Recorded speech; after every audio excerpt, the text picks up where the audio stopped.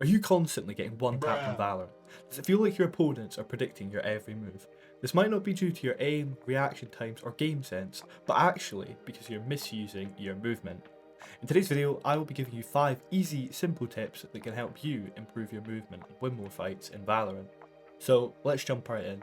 When you know an enemy is going to swing around the corner, most people know to hold the angle, aiming just to the side of the corner. From here, all you should have to do is click for an easy one tap or have to make a small micro adjustment. But how often do you use this strategy and instead get insta one tapped? This happens because more experienced players will be able to predict the angles you may be holding, making it easier for them to pre-aim or pre-fire you before you can react to them swinging out. So how can you avoid getting pre-aimed? First, learn to hold uncommon angles. Uncommon angles are awkward angles that your enemies wouldn't predict you to be holding from. Holding an uncommon angle can lead to your enemy swinging their crosshair right past you as they go to pre-fire. This will catch them off guard and give you a free shot as they have to swing their crosshair back the way. A big tip for holding uncommon angles, however, is to only utilise this strategy if you are playing an agent who can quickly get back out of this angle, such as Jet, Waylay or Reyna. Another movement mistake many Valorant players make is the mistake of standing still after shooting.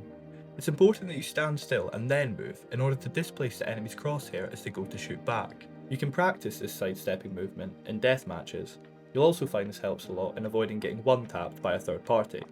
However, basic, low elo strafing in Valorant is predictable to better players, if you're going left and right again. Therefore, to most effectively reposition yourself, throw off enemies and strafe in general, you should switch it up. Strafe 3 steps to the right, only shooting for one taps at mid to long range, rather than the same old predictable pattern. Don't spend too much time spamming A or D, however. I want to stress that good movement is key. However, Valorant is still a game which top priority is bullet accuracy and time to kill, so make sure you're keeping that in mind whilst practicing. Now, I want to talk about counter peeking. This is where you swing out of a corner at the exact same time as your opponent.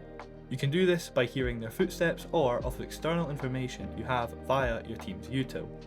By doing this, you can likely once again catch your enemy off guard, as they are likely getting ready to pre-aim closer to the corner that you've just swung out of. Practicing this can be easily done in death matches. Hold an angle and swing out as you hear your opponent's footsteps come towards you. Now that we've covered how to improve your movement whilst holding an angle, what about improving your movement as you peek from one? As you climb the ranks of Valorant, your opponent's aim and reflexes improve, and as a result, you're more likely to have your head blown off when you swing out from a corner. To avoid this, you need to start utilising your crouch bind. Most people will fail by crouching in a fight as they will hold it for too long. This makes you more prone to being headshot as your head is lower down and an easier target for the enemy to hit. To therefore crouch effectively in a gunfight, don't hold it for too long. Tap it and tap it again, as though you're bouncing up and down. Make yourself unpredictable for the enemy, all not whilst having to overly move the crosshair yourself. Doing this regularly will help you realise how effective crouch tapping can actually be, and not just something to avoid doing whilst you panic mid-fight. If you're enjoying this video, please take a moment to hit like and subscribe. You greatly help a small channel to grow. Fourthly, I want to discuss timed peeks. When holding down a sight, don't just hold an immediate angle and try to shoot at the first chance you get when you see your opponent.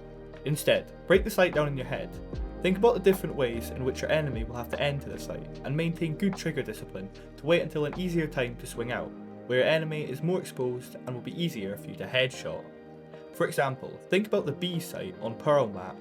If you hold that immediate angle that the players come out of their spawn from, chances of you hitting a one tap are low, as they're far away and smaller on your screen. Instead, if you wait until they start to walk down the hill and come closer to the site, they'll be more exposed in that area and will be easier for you to headshot. The fifth and final step is one where most will find developing their movement to be frustrating and where they will give up. It's the mental process which goes into bettering your movement. Developing your movement is like developing yourself at anything else. You have to be consistent and put yourself in difficult situations which force you to improve. Sitting behind the same old corners making the same old peaks that you've made since 2022 will not help you improve your movement at all. You've therefore got to put yourself in situations where you'd usually panic and revert back to your old, natural, stiff movement. Each time this causes you to die, try and remind yourself on the tips that you've learned today. You can easily practice not reverting back to your old ways by jumping into a swift play, insta-locking a duelist and rushing onto site, quickly trying to get into the enemy's face. Each time you jump into quick combat, try to fight your instincts more and more, until eventually your instincts just become to use the tips that we've learned today. Thanks for watching today's video. Once again, if you did enjoy it, please take a moment to like and subscribe. It would really mean a lot. Thank you.